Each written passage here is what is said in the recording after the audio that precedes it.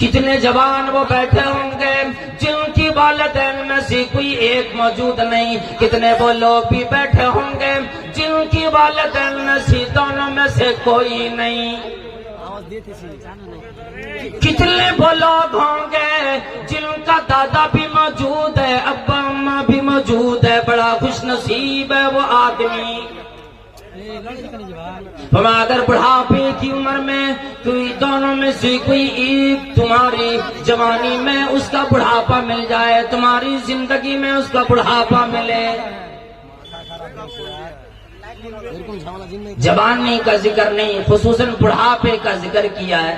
اور والدین ہم اور آپ جیسے جوان ہیں اپنی اولاد کی خاطر دوڑ دھوپ روزانہ کرتے، اولاد کی سر پہ ماں ہاتھ رکھتی ہے، بخار لگا ڈاکٹروں کے پاس لے کر دوڑتی ہے، ماں کی نیند حرام ہو جاتی، ابا روزانہ جا کر کے دوسرے کی یہاں مزدوری کرتا ہے، کام کرتا ہے، ٹھوکریں کھاتا ہے، گالیاں سنتا ہے، زود و کوب سنتا ہے۔ ایک آدمی کہتا میاں چھوڑ کیوں نہیں دیتے؟ تیرا مالک تیرے ساتھ اچھا رویہ اختیار نہیں کرتا تو اس کا کام چھوڑتا کیوں نہیں؟ وہ کہتا ہے میں تو چھوڑ دیتا لیکن اپنی اولاد کی وجہ سے مجھے تو کوئی کام کرنا پڑے گا نا۔ ارے جوڑا سے بجلی اپنی تکلیف کی کوئی فکر نہیں، میں کام کروں، بات سنوں، گالیاں سنوں، زود و کوب سنوں، ہر تک تکالیف برداشت کروں، کوئی بھی موسم ہو، برسات کا موسم ہو، دھوپ لگے، سردی لگے، ہر موسم میں کما کے لاتا ہے اور پھر اولاد کی خاطر اپنی ساری زندگی تج دیتا ہے۔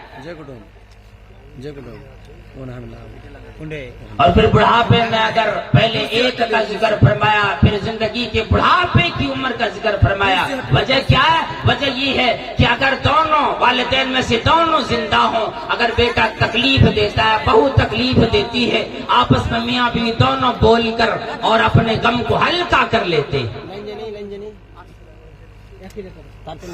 اگر بیٹے نے ابا کے ساتھ اچھا سلوک نہ کیا، ابا جا کر اس کی ماں کے پاس بیٹھ کر یعنی اپنے بیوی کے پاس بیٹھ کر اپنے غم کو ہلکا کرنے کے لیے یوں ذکر کرتا ہے بھلا بیٹے نے مجھے آج یہ بات کہی، بیوی تسلی دیتی ہے ٹھیک ہے بات تو کہی، بیٹا تو اپنا ہے، صبر کر لیجئے، یہی بیٹا آپ کا کام آنے والا ہے۔ یعنی ایک دوسری کا غم گسار ہوتا ہے، لیکن قرآن کریم نے پہلی عید کا ذکر فرمایا اس لیے کہ اولاد اگر صرف ماں موجود ہو یا ابا موجود ہے، اگر بیٹا تکلیف دیتا ہے رات کو دل وہ ابا اپنے اندر سے پریشان ہوتا ہے، غم سے پگھلا جاتا ہے، کس کو اپنا غم سنائے، کس کو اپنا دکھڑا بیان کرے، کس کے سامنے ذکر کرے، کس کے سامنے اپنے بیٹے کی شکایت کرے، شکایت بھی کیا نہیں جاتا، اماں موجود نہیں، ابا رات تو دل پریشان ہوتا ہے، اس لیے فرمایا احدہما، تب آگے فرمایا او کلاہما، یا دونوں تمہاری زندگی میں بڑھاپے کی عمر میں پہنچ جائے، فلا تقل لہما اف، ان کے سامنے اف تک نہ کہو۔ حضرت حسن بصری رحمہ اللہ سے کسی نے سوال کیا کہ یہ اف ہے کیا چیز؟ اللہ اکبر، جو ترجمانی کی انہوں نے، یہ اف کی جو ترجمانی کی، یہ فرمانے لگے کہ اپنا ابا اماں کے سامنے اپنے گندے کپڑے کو اپنے جسم سے اتار کر جھاڑنا بھی منع ہے، اس کپڑے کی وجہ سے اماں کو تکلیف نہ لگے، کوئی پریشانی نہ آ جائے، اس لیے گندے کپڑے بھی اپنے والدین کے سامنے نکال کر نہ جھاڑو، اتنا بھی خیال کرو۔ فلا تقل لهما اف ولا تنهرهما وقل لهما قولا كريما۔ تو میں اف تک بھی نہ کہا، نہ ہی جھڑکا نہ ڈانٹا، بلکہ ان کی سامنے نرمی سی پیش آؤ۔ وَقُلْ لَهُمَا قَوْلًا كَرِيمًا، اچھی بات کرو، پیاری سی بات کرو، جس کی وجہ سے والدین کا دل خوش ہو جائے۔ اس وقت کو یاد کرو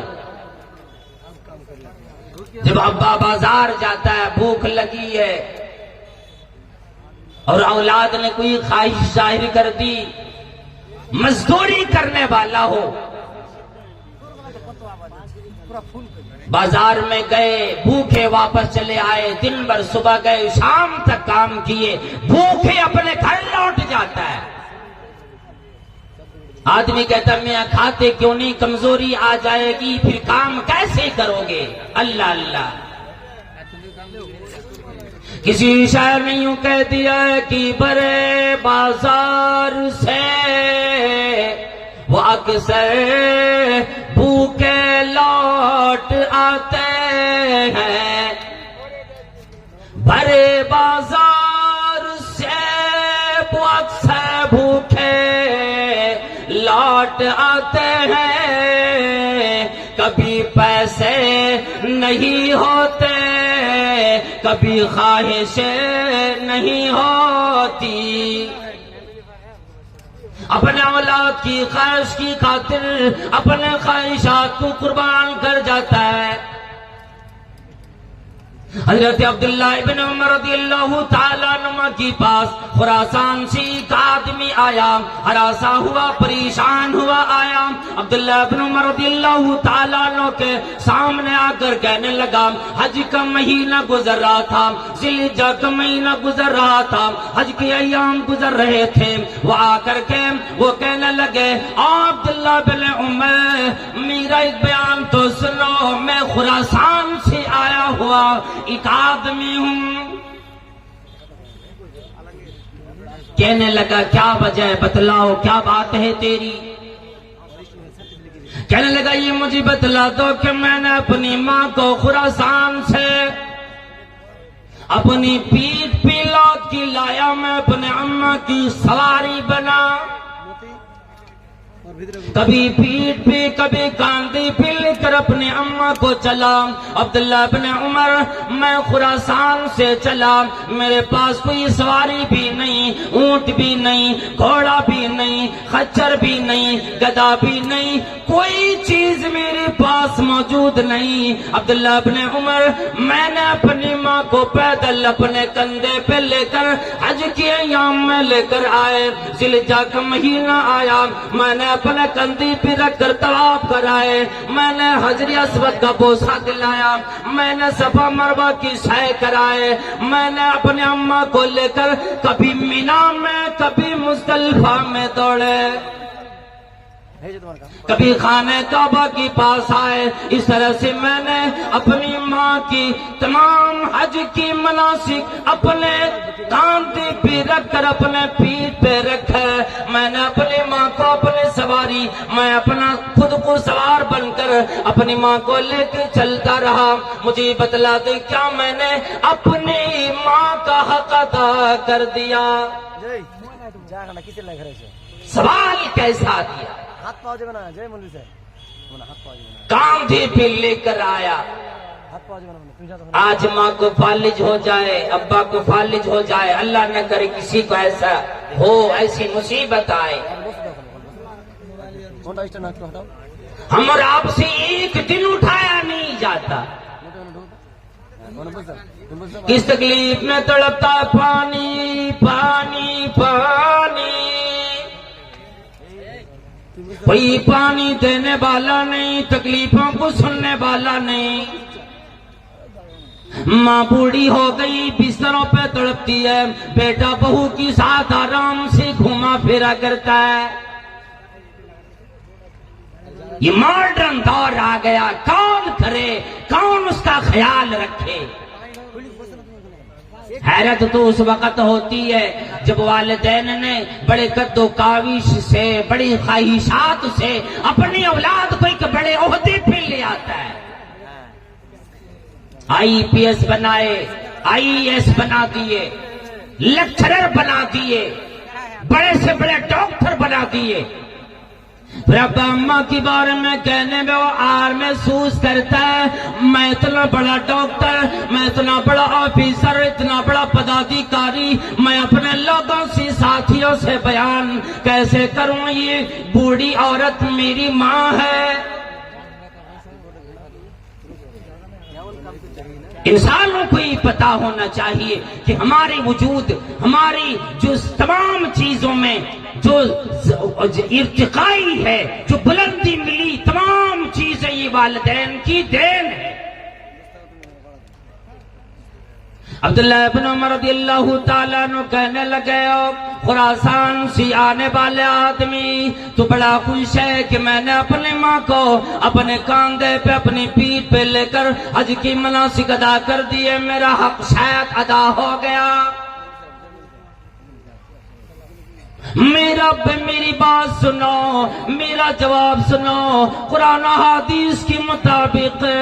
تیری ماں نے تجھے اپنے پیٹ میں لے کر ایک چکر جو اپنے آنگن میں لگائی، اور خراسان سے آنے والا آدمی، تو نے خراسان سے اپنی ماں کو لے کر کعبے تک آئے، مکہ لے کر آئے، تو نے اپنی ماں کی ایک چکر کا بھی حق ادا نہیں کر پایا۔ یا یوں فرماتے ہیں کہ تو نے اپنی ماں کا اتنا بھی حق ادا نہ کیا جو کہ تیری ماں نے تجھے جنم دیتی وقت ایک مرتبہ آہ نکالی، کس تکلیف سے جنا، کتنا زیادہ لاڈو پیار سے تجھے رکھا، ٹھنڈی رات ہوتی تھی، بستر پہ پیشاب تو کر دیتا، ماں اس بستر پہ سو جاتی، پیشاب پہ سو جاتی، تمہیں سوکھے میں سلاتی تھی، تجھے تیری ماں اپنے چھاتی پر لے کر رات میں سوتی، کہیں میری اولاد کو، میرے بیٹے کو، میری بیٹی کو کوئی تکلیف نہ ہو۔ اسی لیے جناب محمد کریم صلی اللہ تعالی علیہ وسلم نے فرمایا، لوگو الا